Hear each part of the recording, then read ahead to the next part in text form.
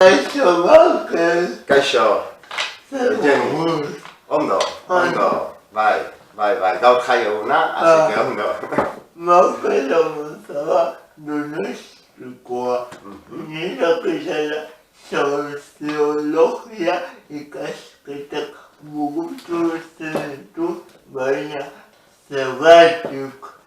Zergatik soziologia? Bai. Bueno, aipatu behar dut egin nuela lehenengo soziologiako lizentziatura, Bai. eta gero, hau egin nuen Urrutiko Unibertsitatean, Gartzelan garaian, Gartzelan ere izan nintzelako, berritzen gogo horri buruz, hor hasi nituen soziologia ikasketak, eta egia esan, gizarte zientziak asko atsegin ditu dalako, eta hor nituen zientzia politikoak eta soziologiaren arteko zalantza, eta iruditu zitzen soziologiak ikuspegi askoz ere zabalagoa eskaintzen zuela zientzia politikoak baino, eta egia esan oso gustora egin nuen karrera izan da. Eta ben Gartzelatik irten da, UPV-an, Euskal Herriko Unibertsitatean, egin nuen 2 urtez gizarte antropologiako master bat. Komentatu duzu Gartzela, baina ni ez nioke emango ikuspuntu hain ilun bat. Guazen deitzea Okaina. Okaina, bale. Zer izan da Okaina zuretzat? Bueno, izan da 6 urteko, egonaldi, astun, batzuetan luze, eta gaur egunetik begiratuta motza, ez da egin nola esan. Egia esan atzera begiratzen dut, eta ez dut horrelako zama bat edo pixu bat esaten dian hau. Atzera begiratzen dut eta nik esan nuke probetxua ere atera niola. Lehen esan dugun bezala, ikasketak bertan egin nituen, liburu bat idazteko ere aukera izan nuen, eta oso argi neukan Gartzelara gintuztenean askatasunak entzen zigutela, baina denbora, nahiz eta beraiek denbora lapurtzen saiatu, denbora hori nire azela eta aprobetxatu behar nuela, ez? Orduan, askatasunak endu ziguten, baina denbora aprobetxatzeko aukera izan dut, eta hori atzera begiratu eta ez da hainbesteko zama, ez? Orduan, Apoletuta sentitu zara, edo? Barkatu? Apoletuta. Bai, jo, bereziki Gartzela sartzen zeranean laguntza behar duzu guztiena, zu etzeralako gai edo ez dizutelako usten izaten gai zer egiteko. Beti zaude zerbaiten pendiente. Bazkaria ekartzen dizute, txabolatik edo zeldatik ateratzeko iriki barri zute atea, hori Gartzela barruan, baina kanpoan bereziki. Kanpoarekiko daukazun harreman bakarra, zure lagun, senide eta familiaren aldetik da, ez? Eta esan familiakoak horrekongo ez balira, gauzak beste modu batetara izango liratezke ez, eta familiari eskerrak eta lagunei eskerrak, hori ere, harinagoa egin zela, ez? Zer liburu idatzi zenu Gartzela zeundela? Bale, titulua jarri nion Lixabo, Irungo musika taldearen abesti baten pasartea, eta da, hemen naiz ez gelditzeko baina. Gartzelara sartu nintzenan esan dizut, argi neukan, aprobetxatu nahi nuela denbora, eta sartu eta esan ikasketak egingo ditut, idatziko dut, marraztuko dut, eta marmila gauza egingo ditut, eta hasieratik hasi nintzen informazio pilo bat jasotzen eta biltzen, eta urteak pasa ala, 5 urte nituenean, zela neukan dena paperez beteta, eta esan, ni irten bidea eman behar diot. Eta azkenan idatzi nuen alako kronikatxo bat, kapitulo oso laburrez osatua dagona, guztia Gartzelari buruz, eta izan zen nolabait ariketa bat, nik ere ulertzeko nun nengoen Gartzela zer den eta horixe ez. Jende asko galdetzen ditu, baina Gartzelan egon eta Gartzelari buruz idatzi. Egia da, ez? Segurenik gorputzak eskatzen dizu Gartzelan egon da idaztea askatasunari buruz, itsasoari buruz, mendiari buruz, baina niretzat ariketa oso polita izan zen, berriro diot, bereziki ulertzeko ni nun nengoen edo ni nun neukaten, ez? Eta hortxe gelditu da liburua. Eta gero hori, musikari referentzia asko egiten dizkio liburuan, musikazale porrokatua naiz, baina Gartzelan musika lortzea, beste mila gauza bezala, ezintasun handi bada. Eta izan zen ariketa bat ere nolabait, musikarekin lotuta idazteko, ez? Eta horrengatik kapitulo guztiek edo kapitulo bakoitzak egiten dio referentzia kantu bati.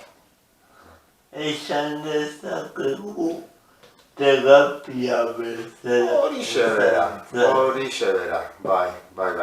Bai idazterakoan barruan, eta bai ondoren publikatu zen behin kalean nengoela, eta aurkezpenak egiteran eta horrek ere mazidan nolabait aukera, errebisio hori egiteko, ja kaletikan, eta digeritzeko nolabait pasatako guzti hori. Soziologia lanetan ibilizara?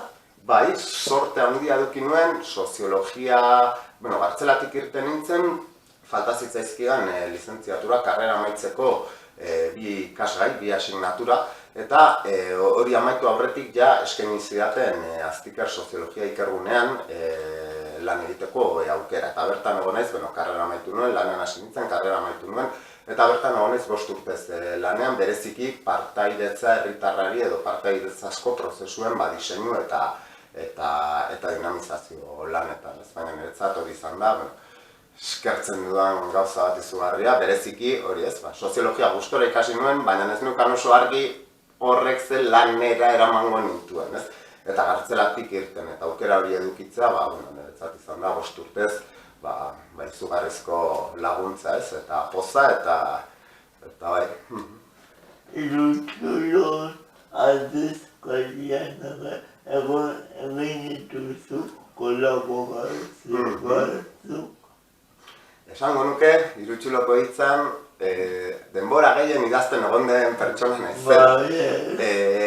Hau ere, gartzelara jun aurretik hasi nintzen idazten, gartzela nengoela aukera eman zidaten idazten jarraitzeko, eta hori ere sekulako ariketa izan zen, zebazen aitzakia bat, Donostiari buruzko informazioa lantzeko eta Donostiaz preokupatuta egoteko modu bat, ez? Eta denbora, kalean hilabetean behin idazten baldin manun, gartzelan 2 hilabetean behin izaten zen, baina 6 urte horietan jarretu nuen idazten, eta orain dela, esango nuke, abenduan izan zela, azkenengo artikulua idatzi nuenean, oso gustora idazten nuen, baina 9 urte, baina gehiago neraman kasik idazten, eta iritzi eta ahots berriak ere bai, tokia egin behar dut ez, Eta esan duzu gartzelan ere idazten zenituen artikuluak hori zuretzat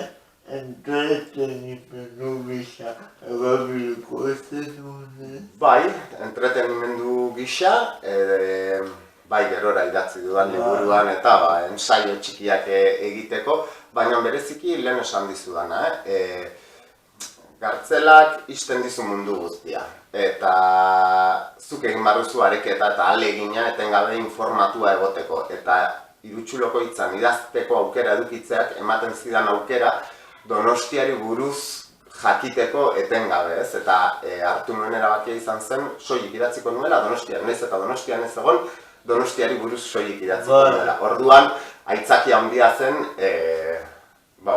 Donostiari buruzko berriak edukitzeko. Gebetuago sentitzeko. Hori da. De hecho, anekdota bat, pertsona bate baino gehiago esan dit, harritzen zela, uste zuelako Donostiari buruz gehiago nekielanik, beraiek baino, beraiek Donostian bizi zirenean eta ni okainan nindutenean.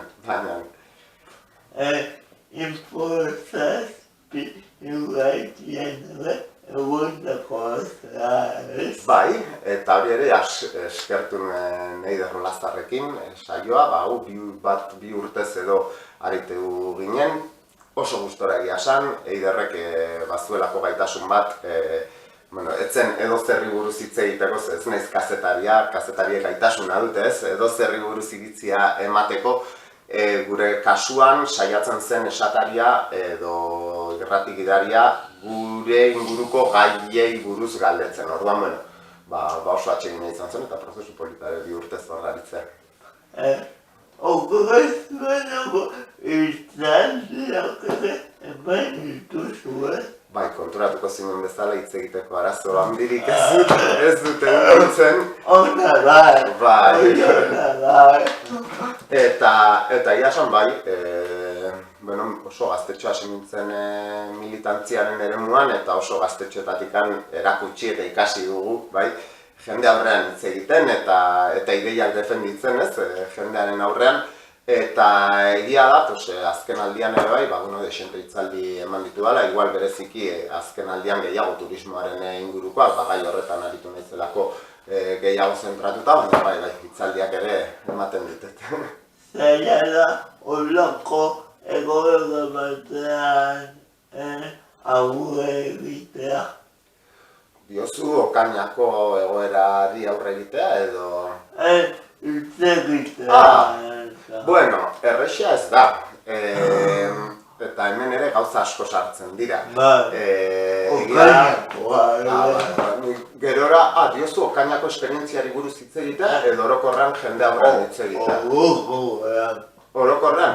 Ez, esango nuke hasteko nik gizonezkoa naizela, ezin hautela gizonezko rolekin eta ondorioz, segurenik emakumezko batek baina txikitatikan eduki dudala predisposizio handiagoa edo hitz egiteko, ez? Maila handi baten esan bezala horretarako ez dira dituztelako, edo plaza gizon izateko. Horrek ez du esan nahi, gizonezko guztiek ere gaitasun edo aukera edo zera berdina daukatenik, ez? Nire kasuan esaten dizut, lotxatia naiz, baina hitzaldiak emateran lotxa gutxikua.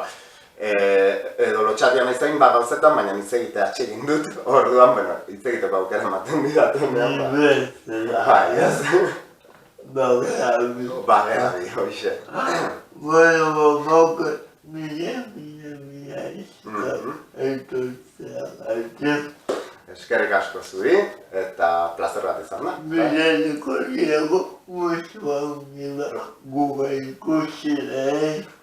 Bat, bi, eta gehiago ere bai. Agur! Gero arte!